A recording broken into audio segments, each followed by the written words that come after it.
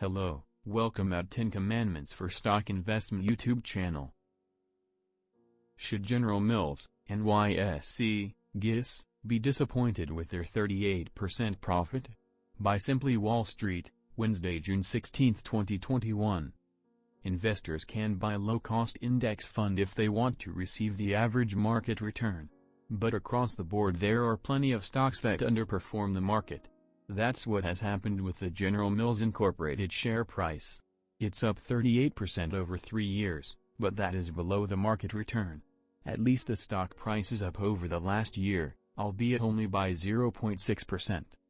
There is no denying that markets are sometimes efficient, but prices do not always reflect underlying business performance.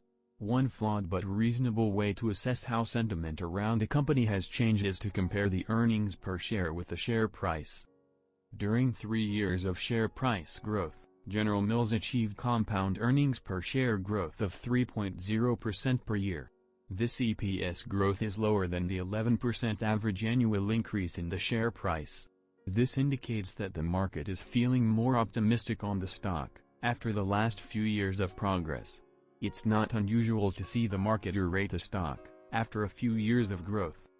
It is important to consider the total shareholder return, as well as the share price return, for any given stock. The TSR incorporates the value of any spin-offs or discounted capital raisings, along with any dividends, based on the assumption that the dividends are reinvested. So for companies that pay a generous dividend, the TSR is often a lot higher than the share price return. In the case of General Mills, it has a TSR of 55% for the last 3 years. That exceeds its share price return that we previously mentioned. The dividends paid by the company have thusly boosted the total shareholder return.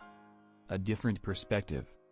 General Mills shareholders are up 4.0% for the year, even including dividends. Unfortunately, this falls short of the market return. The silver lining is that the gain was actually better than the average annual return of 2% per year over 5 years. It is possible that returns will improve along with the business fundamentals. It's always interesting to track share price performance over the longer term. But to understand General Mills better, we need to consider many other factors.